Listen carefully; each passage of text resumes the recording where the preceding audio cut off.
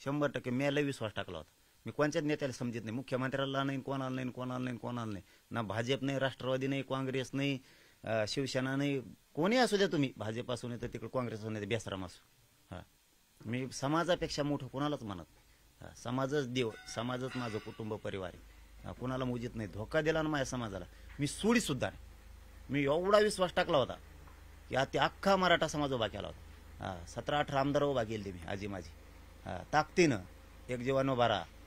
बाकीच्या जागेवर आहेत, पंचपक्षात असू द्या, ते नाही बेमानी करीत मराठीशी. सगळ्या पक्षाची आहेत. आजी आहेत, माझी आहेत, खासदार आहेत, आजी माझी खासदार 4-5 आहेत, 15-16 आजी माझी आमदार आहेत. सगळ्यांना सांगितलं पक्ष फिक्ष गेला का द्यायचे गांडीत तिकडं, तुटून पडा सगळे. समाजासाठी काम करतो ना, उभा राहायचं. अरे पोट्टे काय म्हणायला लागले होते राज्यात. साहेब मी तुम्हाला एक गोष्ट खरी सांगतो, निवडणुकीच्या काळात आमदार मंत्री आपल्या प्रचाराला असणं, खासदार असणं, मुख्यमंत्री असणं आणि सरकार असणं, आपल्या बाजूनं प्रचारात फळी असणं आणि निवडून येणं काही आनंद नाही त्याच्यात.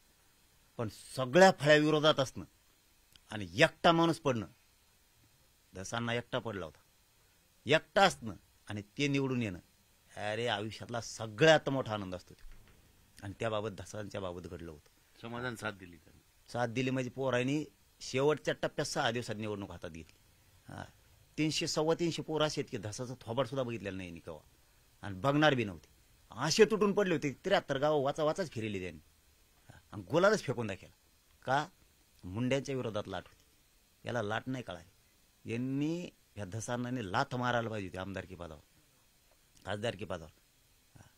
1,67,000 मतदान पडलं असतं, पुन्हा उभा राहिलं असतं. आणि एक गोष्ट लक्षात ठेवा, म्हणा तुम्ही यांना दोघाला किती कवटाळा, तुम्हाला 0च मतदान आहे त्यांचं. 5 वर्षांनी गोड बोला, 10 वर्षांनी गोड बोला, 0. आणि आज तुम्ही मराठ्याकडून बी संपायला लागलात आणि इकडून बी संपायला लागला. तुम्हाला काही वाटायला पाहिजे होतं. आम्ही मोकळा हात सोडला होता, मोकळा. डुकून सुद्धा बीडकडे बघत नव्हतं आम्ही की माणूस लढतोय ना, लढू द्या, निबारे लढू द्या. इतक्या लवकर काय म्हणतात ना, काय खरंच ना मला ना. पण ते तुम्हाला ते बोलताय की मनोज दादा जरांगे पाटील माझं दैवत आहे, ते चिडून बोलले असेल, त्यांच्या मनात राग आहे, मी खऱ्या गोष्टी त्यांना सांगेल, भेटेल, त्यांची नाराजी दूर मी 100% करेल, कारण मी त्यांच्याशिवाय ते माझ्याशिवाय असं आमचं गणित तुटू शकत नाही. तुम्ही भेटणार का त्यांना? ते आले नाही, माझी इच्छाच नाही कोणालाच भेटायची. 8-10 दिवसांनी, 15 दिवसांनी, माझी इच्छाच नाही. समाजाने काही कमी केलं का तुम्हाला? जे जे तुम्ही मागितलं, जसं की एखादं लेकरू बापाला मागतं, काही कमी पडून दिलं का? समाज बाप आहे आपला. तुम्ही जे जे मागितलं ते समाजाने तुम्हाला कमी पडून दिलं का? लागल ते प्रेम केलं. धसांनाला लागल ते प्रेम केलं, पाहिजे ते दिलं. आणि राजकारणात काय पाहिजे असतं माहिती आहे ना? गुलाल. आणि तो गुलाल तुम्हाला कधीच मिळू शकत नव्हता. तुमच्या छातीवर हात ठेवून सांगा तुम्ही, तुम्हाला मिळणार होता का? नाही दिला. इतक्या लवकर इतका विश्वासघात समाजाशी होईल आणि तुम्ही इतक्या लवकर मराठ्यांचे मान तोडून फेकून देताल राजकीय स्वार्थासाठी, स्वतःच्या स्वार्थासाठी, आणि तुम्ही त्या क्रूर हत्या घडून आणणाऱ्या माणसाच्या तोंड बघायला जातात, ही आम्हाला कोणालाच अपेक्षा नव्हती.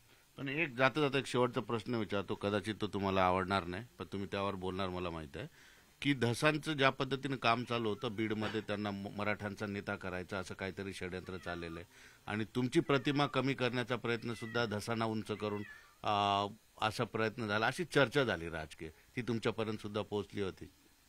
अहो मग मला म्हणायचं असतं त्या टायमाला म्हणलं असतं राव मी. आम्हाला उलट आनंद होता, एका जिल्ह्यात काम करणारा माणूस होता. काय लोड घ्यायचा तर जातीचंच काम करताय ना, काय नेतृत्व फितृत्व कोणाला पाहिजे, कशाच नेतृत्व? एवढे खुशी नसती तर इतका ठसून भरायला असतो का? मनातलं विचारा बरं त्यांना, मनातलं विचारा बरं त्यांना. बोला मनात जातवान असल्यासारखं खरं. अरे तसले जर असतो ना कोणशी, त्याच टायमात सभेतून ठेवलं असतं. इतकं नीच विचारायचं नाही आम्ही. मी सरळ आहे आणि माझ्या सरळपणाचा, भोळेपणाचा फायदा यांनी उचलला. आणि वाटत नव्हतं आम्हाला की समाजाशी गद्दारी होईल म्हणून.